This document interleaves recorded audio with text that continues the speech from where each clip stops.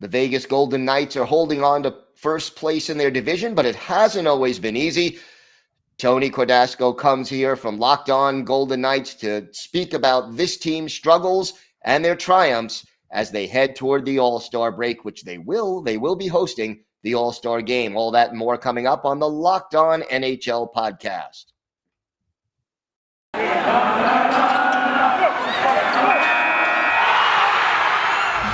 Locked On NHL, your daily podcast on the National Hockey League. Part of the Locked On Podcast Network, your team every day.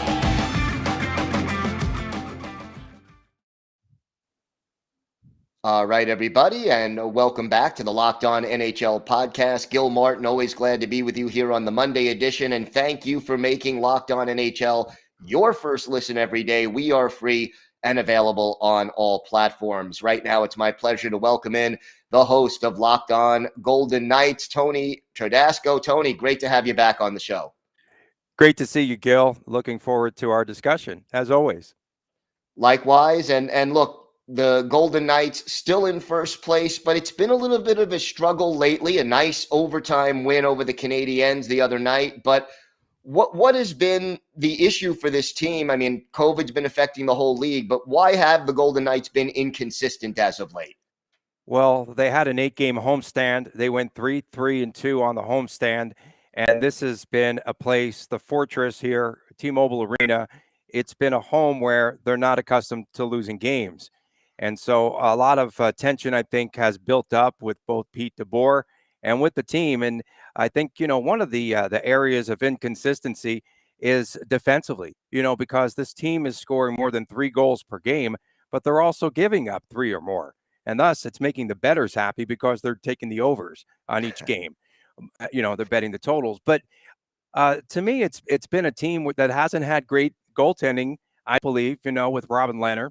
And I don't think that, again, with all the line changes, sooner or later, they were bound to hit the wall. And that's, I think, exactly what happened.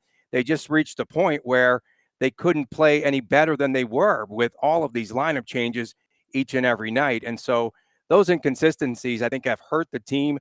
Not knowing who's going to be on your line in a particular game, that's definitely something that I think the Golden Knights have found that it's hurt their chemistry. And in turn, I think it's hurt their game. Team now heading on a 4-game road trip to the Southeast, Washington, Carolina, Florida, and Tampa Bay. Some pretty challenging teams. In fact, 4 challenging teams. Is the road trip possibly something that might benefit this team at this point with them struggling at home? Yeah, that's a great question. The last time they were on the road was December the 28th, and they just went down the street to play the LA Kings. And so for the Golden Knights now, it's been about a month since they've been home. And I just look at Alex Pietrangelo. He's got like 5 kids running around his house every day. And, they're all playing Mr. Dad and husband and boyfriend. And, it's just about time to get out on the road. And for the Golden Knights, this team bonding will also include Jack Eichel is on the road trip, even though he won't be playing for a month or 2. But Pete DeBoer wanted to bring him out on the road. Alec Martinez, hopefully he'll be back this week. And then you've got Max Pacioretty, who is also joining the team on this road swing. And so it's a team bonding trip too, but those are 4 difficult games. If they could come out of this with 2 points, I think they should be happy. Going to be a challenge, no question about that. The Golden Knights are still in first place, and in spite of the inconsistency, who are some of the players who have really been the cause of their success this year? Number one by far, and he definitely should have been an all-star. I get animated and fired up. Chandler Stephenson. I mean, a guy that started on the 4th line in Washington. Look at where he is now. And he's played about 15 games without Stone and Pacioretty, the 2 bookends next to him. And this is incredible. He's got 38 points. He has 12 goals and 26 assists. And to me, Chandler Stevenson is the player that just shows up every night, scores goals. Mark Stone, yes, he's got the captain. He's got the C on his sweater. But I got to tell you, man, Chandler Stevenson deserved a chance to be an all-star. And I just feel bad for him because he's just done everything that's been asked of him and much, much more. And I don't think they expected that kind of scoring output out of Chandler Stevenson, the center on the top line. Yeah, he's been fantastic for them throughout the year, probably their most consistent player as well. We're approaching the halfway mark, or we're right about at the halfway mark. What grade would you give this team for the first half of the season? Well, I would give Pete DeBoer an A, an absolute A, for the way that he has kept his team together. As far as the team, again, with all the inconsistencies, they're in the B to C range, I think, because they haven't reached their potential yet. I really want to see this team playing at full strength, and I can't wait for Jack Eichel to join the lineup. And now, as you get a different piece back every day, I think we're going to start to see this team start to gel. They also need to play better defensively, and I think Alec Martinez will definitely help them out. And then they could get their defensive pairings down.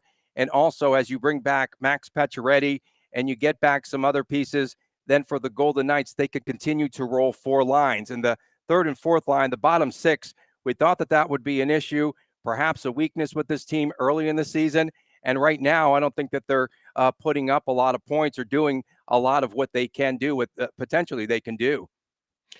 Talk to me a little bit about Eichel. Where do you see him fitting in on this team? So everyone wants that dream top line, with Stone and Pacioretty and Eichel centering them. That would be the dream matchup right there. But don't forget about Chandler Stevenson and what he has done. And then just his consistency and the chemistry that he has with Stone and Pacioretty. I really do believe that sooner or later, William Karlsson, who's been struggling, I would move him to the third line. I would insert Eichel with the two misfits, with Riley Smith, who is just a little off right now in his game. I think he's got one goal in like 19 games. And then Jonathan Marchessault, and then give them a jump start. And then imagine like Karlsson on the third line, and then Nick Waugh on the fourth line. Those are four very strong centers for this team. Yeah, you'd have your depth up the middle, no question about that. All-Star Game just a few weeks away. The Vegas Golden Knights are the host this year. What does it mean for this organization as we get closer and closer to All-Star Weekend? Well, it's big news for this city, and everyone's excited to have the All-Star Game here. It's a part of a very big weekend here. The East-West Shrine Game kicks things off on Thursday. On Friday, you have the NHL Skills Competition. Saturday, you'll have the All-Star Game. Sunday, the Pro Bowl. The NFL Pro Bowl is here. So it's a blockbuster weekend in a history now of all these blockbuster weekends in sports here in Las Vegas. But it means a lot to the organization. And Bill Foley's been talking a lot lately. They're talking about after building the All-Star Game and hosting the All-Star Game here, the next step would be an outdoor game, which will sort of be indoors at Allegiant Stadium. And that's something that they've been shooting for a while. And I hope that eventually makes it here to Las Vegas too. That would be great. I seem to remember the Kings and the Rangers playing an exhibition game outdoors in Vegas in the 90s. Yeah, I was there.